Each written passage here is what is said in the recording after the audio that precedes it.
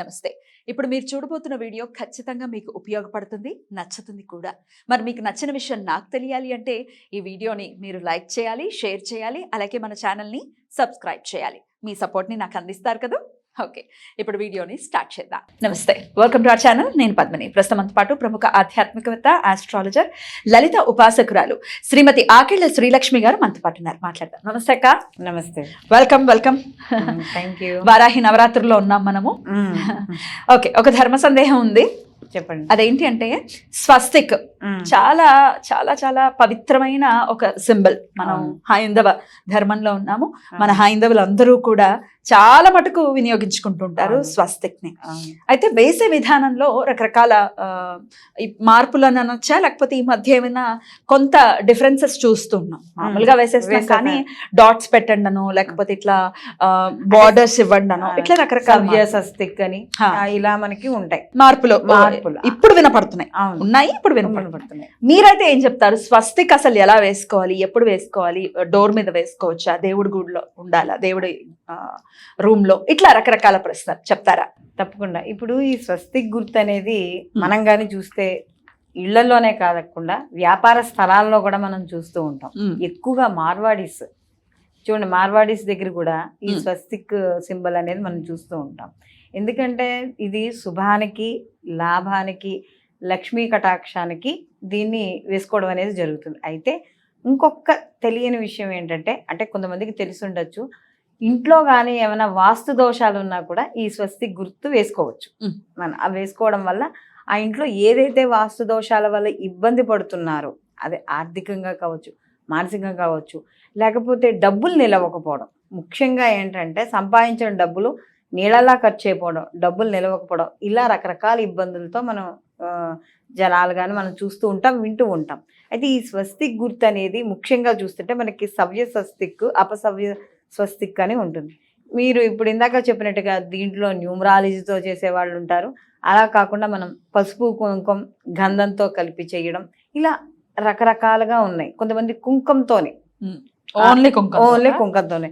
కొంతమంది మనం పారాణి కింద చేస్తాం కదా, పసుపును సున్నం వేసి, సో దాని ప్రకారం అలా కూడా చేస్తారు. ఫస్ట్ పసుపు వేసేసి దాని మీద పారాణితో వేసుకోవడం. అంటే ఉత్తి కుంకుమ అంటే మనకి అంటది, అలా కుంకాన్ని కింద పారబోయడం కానీ పసుపుని కింద పారిపోయడం కానీ చేయకూడదు. కాబట్టి ఆ విధంగా కూడా చేయడం అనేది ఉంటుంది. దీంట్లో ఇందాక మీరు చెప్పండి రకరకాల భావన. అందులో ఈ స్వస్తిక్ ని ముఖ్యంగా మనం లక్ష్మీ గణపతిగా, అంటే ఆ స్వరూపంగా భావించడం అనేది జరుగుతుంది. ఎందుకంటే మనకి లక్ష్మీ గణపతి స్వరూపంగా అంటే మనకి అదే కదా ఆహ్వానం రావడం. మనకు కావాల్సింది సంపద, శ్రీయం అన్నీ అవే. కాబట్టి మనం దానిగా భావించడం అనేది జరుగుతుంది. అయితే ముఖ్యంగా దీనికి ఏం చేయాలంటే, మనం ఈ స్వస్తిక్ గుర్తు వేసుకునేటప్పుడు ఉదయాన్నే లేచి, ఎప్పుడు పడితే అప్పుడు వేయకూడదు. ఉదయాన్నే లేచి శుభ్రంగా శుచి అయ్యి, దీనికి సంబంధించిన వాస్తు పురుషుడికి సంబంధించిన ఒక శ్లోకం ఉంటుంది. ఆ శ్లోకాన్ని చదువుకుంటూ వీధి గుమ్మం, అంటే మనకి సింహద్వారం ఏదైతే ఉంటుందో ఆ సింహద్వారానికి ముందుగా ఫస్ట్ మనం గంధాన్ని రాసుకొని, దాని తర్వాత ఈ పసుపు మరియు సున్నంతో కలిపిన దాంతో వేసుకోవచ్చు. లేదు అలా అక్కర్లేకుండా మామూలుగా పసుపే రాసుకుని కుంకంతో కూడా పెట్టుకోవచ్చు. కొంతమంది ఏం చేస్తారంటే గంధము, కుంకము, పసుపు మూడు కూడా మిక్స్ చేసి, అంటే కొంచెం తిక్కగా కలర్ కూడా మనకి ఏదంటే మామిడి పండు ముగ్గిపోయిన మామిడి పండు కలర్ వస్తుంది చూసారా, ఆ టైప్ లో వస్తుంది. కలర్ గురించి అట్లా వేయడం అనేది జరుగుతుంది. అయితే ఏదైనా సరే మనకు కావాల్సిన దేనికోసం, మనకి శుభం, లాభం జరగడం కోసం మనకి.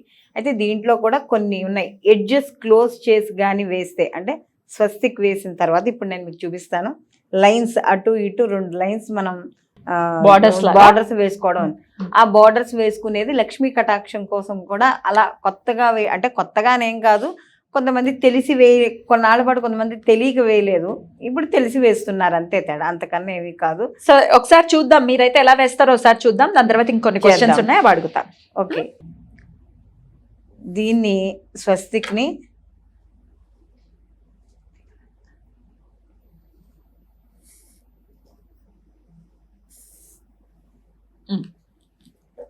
ఈ ఎడ్జెస్ని కొంచెం లైట్గా, ఎక్కువ ఏం కాదు, అంటే మరీ ఎడ్జెస్ కట్ అయినట్టు ఉండకూడదు.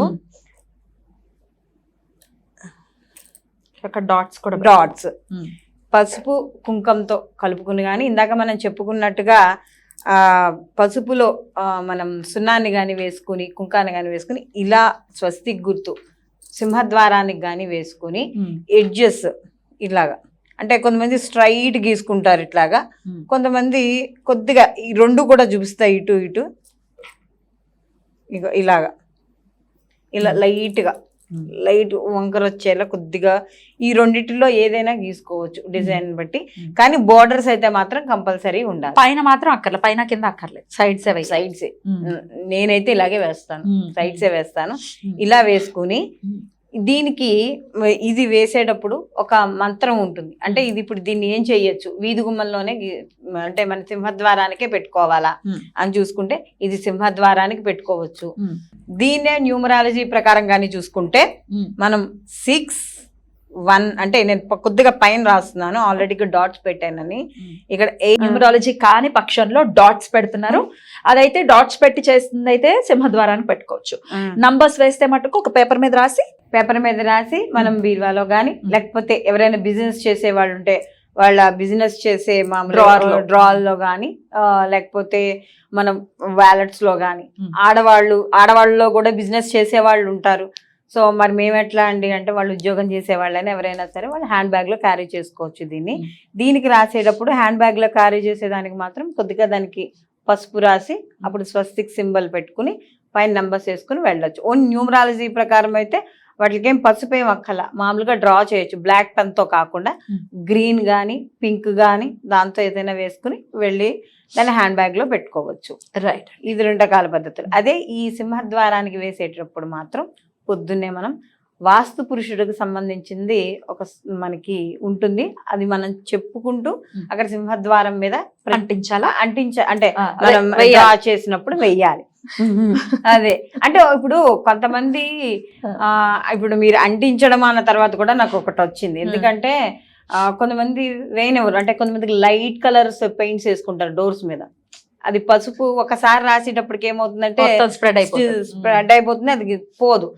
అదే పాప రెంట్స్కున్న వాళ్ళకైతే ఇబ్బంది పడతారు, సొంత వాళ్ళకైనా ఇప్పుడు వాళ్ళు అంటించుకోవచ్చు. ఇప్పుడు సొంత వాళ్ళైనా కొంతమంది చాలా అబ్బరంగా చూసుకుంటారు కదా, ఇంత వర్క్ చేయించుకున్నామే దీని మీద పసుపు మరక పడింది అనే కొంత బాధ ఉంటుంది. అలాంటి వాళ్ళు ఏమైనా ఉంది అనుకుంటే వైట్ పేపర్ మీద పసుపు రాసుకుని దాని మీద ఇది డ్రా చేసుకుని కుంకంతో చేసుకోవచ్చు, ఇబ్బంది ఏమీ లేదు.